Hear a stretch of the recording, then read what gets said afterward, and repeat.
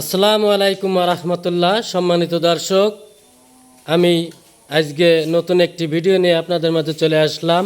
আমাদের গ্রামেই দুর্গাপুর কলপাড়া, এই যে দেখতে পাচ্ছেন দইয়ের একটি কারখানা হয়েছে।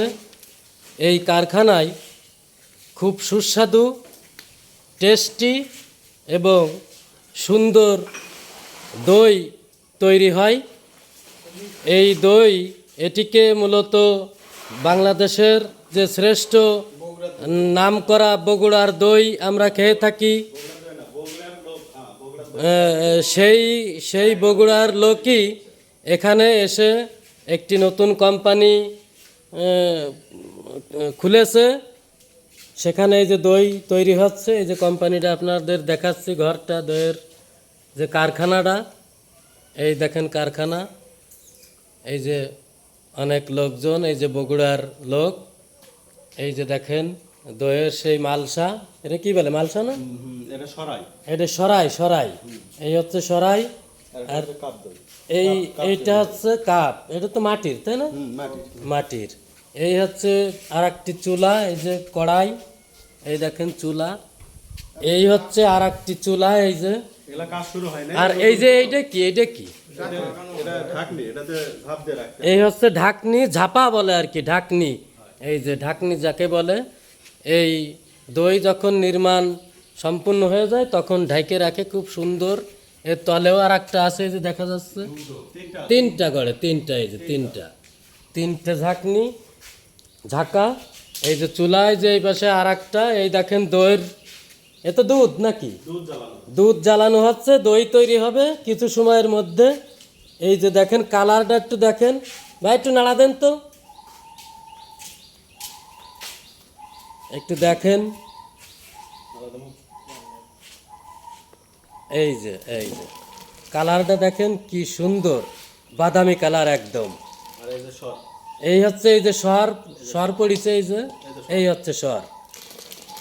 তো প্রিয় ভাই এবং বন্ধুরা, আপনারা অবশ্যই চলে আসবেন দুর্গাপুর কলপাড়া, এটাকে পশ্চিম পাড়াও বলা হয়ে থাকে। তো কলপাড়ায় আপনারা চলে আসবেন, হাফিজ ভাইয়ের চায়ের দোকানের একটু সামনে, একটু পশ্চিম দিকে আগায় আসবেন। বাগানের ভিতরে খুব সুন্দর পরিবেশে, একটি নির্জন, একটি মনোমুগ্ধকর জায়গা, সুন্দর একটি পরিবেশে এই দইগুলো তৈরি হয়। দামেও খুব সাশ্রয়। নড়াইল পৌরসভার 4 নং ওয়ার্ড, দুর্গাপুর গ্রাম, কলপাড়া।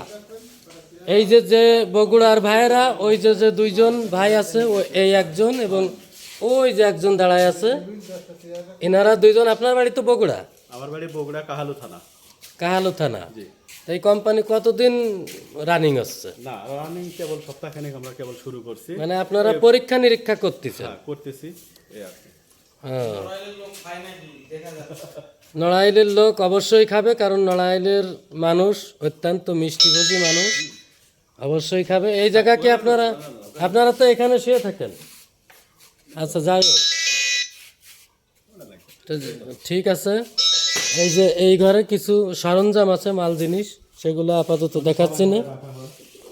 আর যখন দই পরিপূর্ণভাবে তৈরি হয়ে যায় তখন আর একটা ভিডিও অবশ্যই করে দইগুলো আপনাদের দেখাবো। আপনারা অবশ্যই দলে দলে এই দইগুলো নিয়ে যাবেন।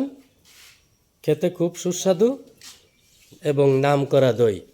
কি একটি সুন্দর পরিবেশ, চারিপাশে বাগান, সব সাইডে। এই যে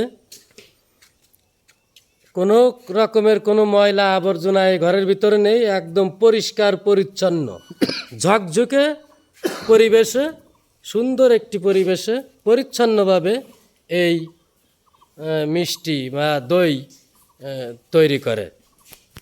তো সকলকে ধন্যবাদ জানাই এবং আমন্ত্রণ জানাই, আপনারা অবশ্যই এখানে এসে দই সংগ্রহ করতে পারেন।